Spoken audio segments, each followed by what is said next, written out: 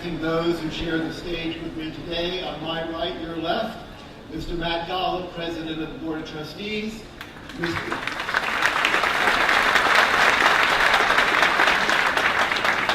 Mr. Jonathan Granoff, Englewood School for Boys, class of 1966. Dwight-Englewood School, distinguished alum and today's graduation speaker.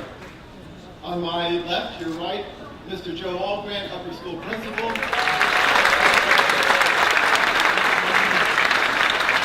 And Mrs. Marion Calladrino, the Dean.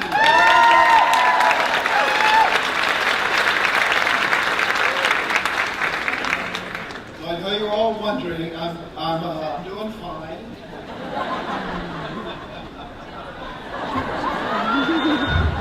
Yeah, you know, it's that time of the year, the allergies are really bad. They're really bad. If I can make it through this, that's it. And then if I can pull this off, that's amazing. So, with Allie graduating this year, there's a little bit of pressure on me. And I thought a lot of people have asked, I'm going to finally answer the question, what is my favorite tea? And really, that's a two-part answer. The best time for tea, and then of course, the best tea. So here it is. My favorite tea time is sitting on the back of our sailboat early in the morning. At sunrise, actually, before everyone else is awake. With, of course, and here's your answer, a nice strong cup of British breakfast tea with a little bit of nut. At sunrise, the water is still and flat. The air is cool and calm. The boat and all of its lines are still wet with morning dew, and the world is a quiet place. Having my cup of tea while I watch the world come alive, well, now you know it, that's my favorite. Oh no, I did it, Annette, I mentioned sailing, I'm sorry. There must be a story in here somewhere. You know, sailing is actually a pretty simple concept. It's even elegant in its simplicity. With only a rudder and sails, a sailor can master the tools and learn to navigate the challenges of changing winds and currents and reach port, even in the worst of conditions. Simple tools when you consider all that the oceans can throw at you. In a way that's similar to what we strive for here at Dwight-Englewood. Master elegant tools that allow a student to take on any challenge. With the ever-changing complexities of the world around us, our faculty has successfully completed with today's graduates their work to prepare them with these vital tools. They have provided our children with the content and the skills necessary to successfully navigate their lives. And just as a sailor's knowledge of simple tools and skills combined with a passion to sail allow him to take on the oceans, our faculty have instilled in these graduates the ability to embrace who they are and how they each best learn. Our faculty has fulfilled our mission, sparking passion for lifelong learning and empowering these young men and women with the mindset to take on the world. I, and I know everyone in this tent today, sincerely thank our faculty for the work that they do.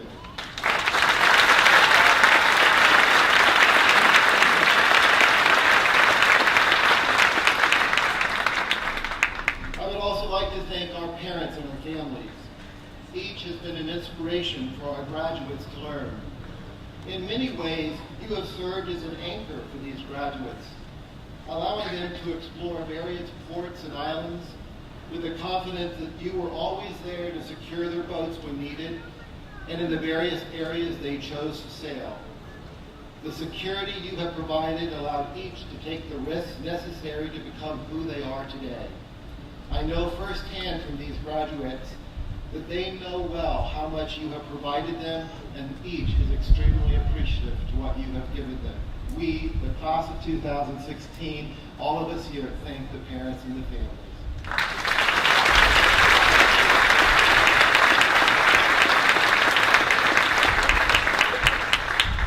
Sailing is also very dependent on the naval architects who design your boat. The very best designers understand all of sailing's history with wooden boats and full keels, yet they stay abreast of the current research and best practices about fiberglass and carbon fiber and dagger and centerboards and thinner fin keels, and even today's hydroplane composite America Cup boats. The work of our Board of Trustees is to always know that the purpose of school is to prepare our students for their future, not for our past. So I thank the Board of Trustees for providing our students the very best in education that honors the best of the past, yet prepares for the future. Thank you.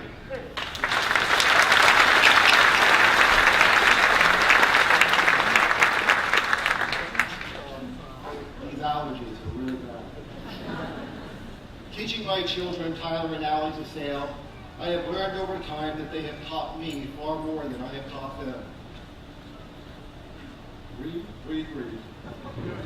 Watching Allie take the lessons and values that I gave her about sailing, and seeing how she has modified and adapted each lesson to navigate the winds and the current of the North Atlantic, these have been the real lessons of my life.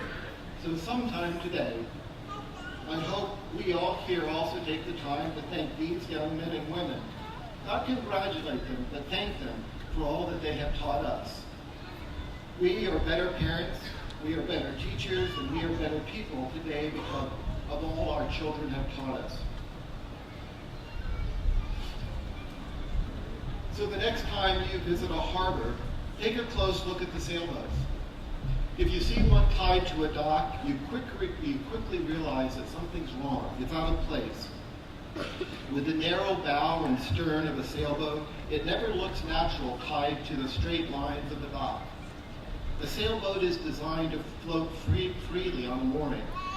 And when on a mooring, a sailboat naturally and always turns itself into the wind, as if to say to us that it is ready to go and to face the challenges of the ocean that lie just outside of the harbor. The same is true for our children. They have never looked natural tied to our docks. They have been designed since the day they were born to be out on the water on a mooring, facing the wind, telling us that they are always ready to go. I use a dinghy to get back and forth from my dock to my sailboat in Maine, which lies on a mooring. And over the years, I have thought an awful lot about rowing my dinghy. It's an interesting mode of transportation. It's actually like no other. I sit backwards and row with my back to my destination. I am facing or looking at the places that I have been, rather than where I am headed. I found the trick to rowing in a straight line in a dinghy is always to focus on a pair of landmarks over my stern. Only occasionally do I glance over my shoulder to ensure that I am still headed towards my destination. And when rowing a dinghy, like life, there are so many factors that affect your progress. Wind, current, maintaining an equal pull on both oars, and staying in the middle of the dinghy, just to name a few. I was thinking about the dinghy metaphor this morning when I was thinking about you, the class of 2016, and your future goals and the direction you hope to follow in your life. Imagine yourself, if you will, in a dinghy, and think about the direction you will take to fulfill the many goals you will set over the course of your lifetime. If you are still thinking about sitting in that dinghy, you realize that your destination becomes only visible on the occasional glance you will find time to take over your shoulder. More easily seen, however, are the many landmarks that you are leaving behind and the path you have taken to get where you are today. And today's commencement, like Dwight-Englewood School, is just one of the many landmarks you are leaving behind. Landmarks that will help you set your future course. So when you reach your sailboat and you tie your dinghy, and you let loose the line from your mooring, and you leave here at DE and you head off into your North Atlantic, all of us here hope that you will make one last check with your radio to ensure that you never lose touch with all of us who leave here on the dock. And finally, remember that the elegance of knowing how you learn, combined with a passion for learning, will allow you to get to your destination even when the wind is blowing against you, by allowing you to tap back and forth a slow and steady course which will take you to where you are going. Your rudder, which I always consider the values you have learned so well, will allow you to sit a straight and even course when the wind is from your stern, allowing you to enjoy the ride with your sails out and the wind at your back. And yes, it is a steady hand on that rudder and a tight grip on your lines that will give you the thrill of a port roll as you lean out starboard as far as you can to let the water brush your hair in an effort to get the most out of your boat and the most out of your life. Of course, do not forget that it is also the rudder that you rely on when the storm rolls in and you are forced to reef your sails and ride the swells. It is the rudder that will allow you to turn your boat into the waves so you do not capsize your boat or your life. Simple yet elegant tools.